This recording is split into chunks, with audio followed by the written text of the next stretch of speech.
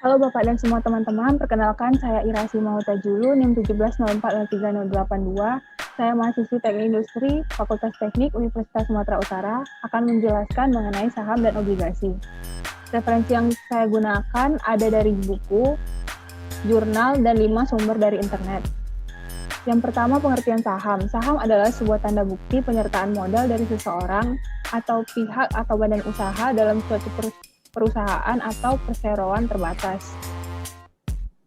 Keuntungan pemilikan saham ada dua, yaitu capital gain dan dividen. Keuntungan yang pertama bagi pemilik saham yaitu capital gain, yang merupakan laba atau keuntungan yang didapat dari selisih harga jual saham yang lebih tinggi daripada harga belinya. Kalau dividen merupakan laba atau keuntungan yang didapatkan dari distribusi dividen tunai emiten. Saat membeli saham dari emiten yang memiliki kinerja pendapatan yang baik, maka akan memperoleh penghasilan tambahan. Ada resiko saham. Resiko saham terbagi menjadi dua, yaitu capital loss dan suspend. Capital loss merupakan harga beli yang lebih tinggi daripada harga jualnya. Kalau suspend ini merupakan risiko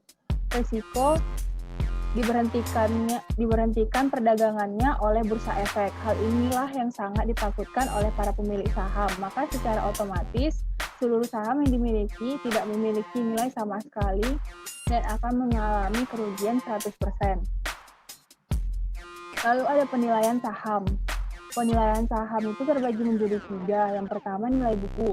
Nilai buku ialah nilai aset yang tersisa setelah dikurangi kewajiban perusahaan jika dibagikan. Nilai buku hanya mencerminkan berapa besar jaminan atau seberapa besar aktiva bersih untuk saham yang dimiliki investor. Nilai pasar merupakan harga yang dibentuk oleh permintaan dan penawaran saham di pasar modal atau disebut juga dengan harga pasar sekunder. Nilai pasar tidak lagi dipengaruhi oleh emiten. Lalu yang ketiga ada nilai intrinsik. Nilai intrinsik adalah nilai saham yang menentukan harga wajar suatu saham agar saham tersebut mencerminkan nilai saham yang sebenarnya sehingga tidak terlalu mahal. Perhitungan nilai intrinsik ini adalah mencari nilai sekarang dari semua aliran kas di masa mendatang. Lalu ada obligasi. Obligasi adalah suatu instrumen keuangan berbentuk surat hutang yang diterbitkan oleh suatu perusahaan guna menghimpun dana dari masyarakat dengan nilai nominal dan tingkat suku bunga tertentu. Pada umumnya, tingkat suku bunga obligasi ditetapkan dengan perhitungan-perhitungan tertentu oleh penerbit obligasi. Lalu keuntungan obligasi bagi penjual. Yang pertama, investor pemegang obligasi cuma punya hak atas bunga atau yang disebut dengan kupon.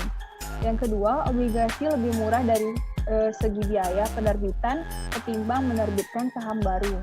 Yang ketiga, investor obligasi tidak punya hak atas internal perusahaan.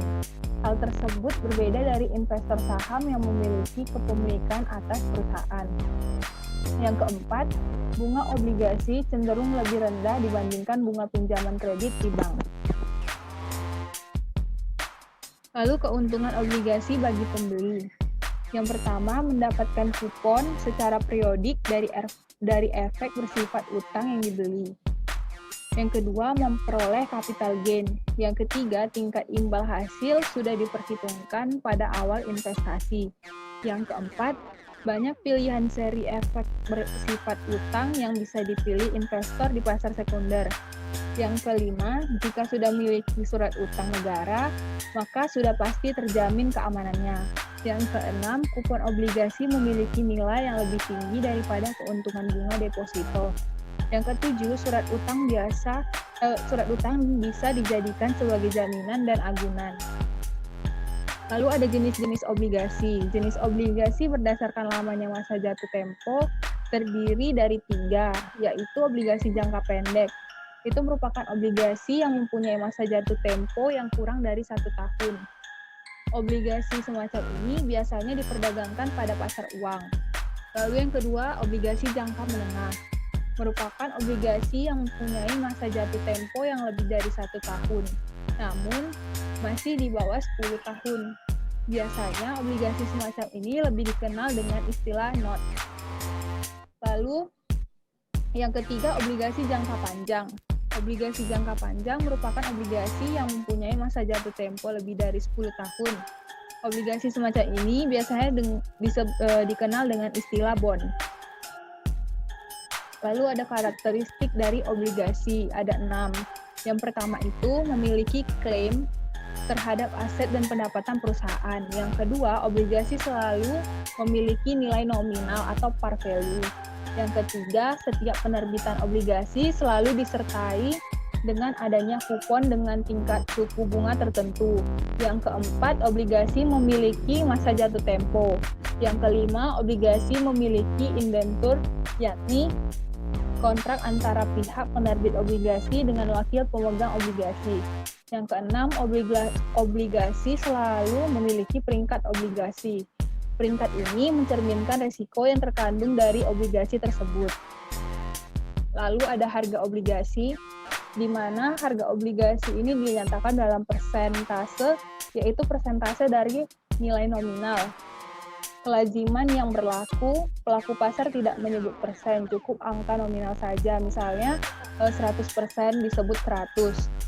Ada 3 kemungkinan harga pasar surat utang yang ditawarkan, yaitu sama dengan nilai nominal, lebih tinggi dari nilai nominal, atau lebih rendah dari nilai nominal. Apabila harga obligasi sama dengan nilai nominal, disebut harga at par atau 100. Apabila harga obligasi di bawah nilai nominal, disebut harga at discount. Apabila harga obligasi di atas nilai nominal, disebut harga at premium. Sekian presentasi dari saya. Jika ada yang mau bertanya, saya persilakan.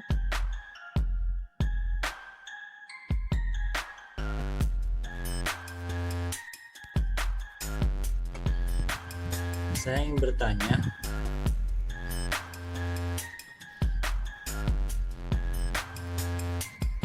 bertanya, Ya, silakan. Sebelumnya, perkenalkan, nama saya Muhammad Septiadi Segian, NIM 170403095. Saya ingin nanya, pada karakteristik obligasi itu kan terdapat masa jatuh tempo. Jatuh tempo itu biasanya berapa lama ya?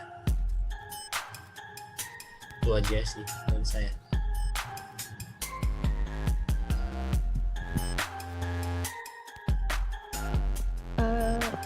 Apakah ada pertanyaan yang lainnya? Perkenalkan,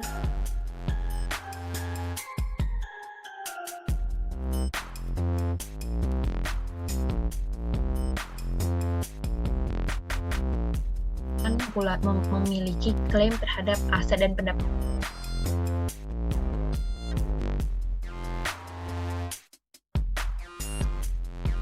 Maaf, apakah pertanyaan terakhir boleh diulang? Soalnya tadi putus-putus.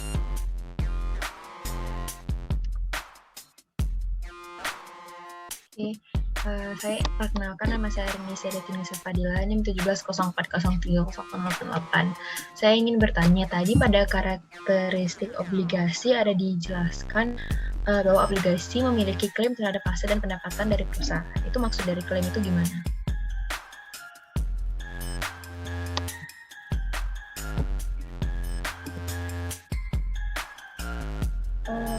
Baik, saya akan menjawab pertanyaan dari Saudara Septiadi terlebih dahulu.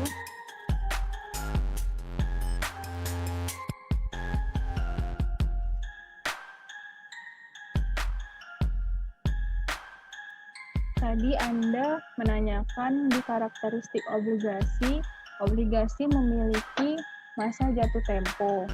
Nah, masa jatuh tempo ini berapa lama?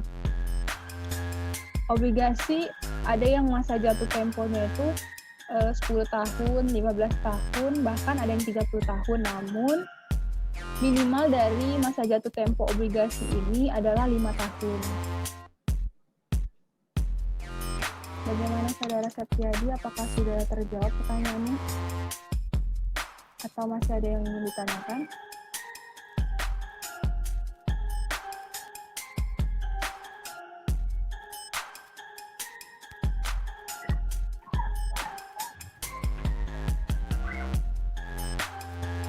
Dari saya sih udah itu aja. Saya akan menjawab pertanyaan dari saudari Arini. Tadi bertanya tentang karakteristik obligasi yang memiliki klaim terhadap aset dan pendapatan. Maksudnya klaim terhadap aset itu, jika perusahaan yang menerbitkan obligasi diterpa musibah atau bangkrut, maka pemegang obligasi mendapatkan hak pertama untuk didahulukan ketika terjadi penjualan aset. Nah, sedangkan klaim terhadap pendapatan berarti pemegang obligasi memiliki hak terlebih dahulu daripada dividen pemegang saham umum maupun saham preferensi. Bagaimana saudari Arini? Apakah sudah terjawab pertanyaannya? Sudah. Baiklah, apakah ada pertanyaan lagi?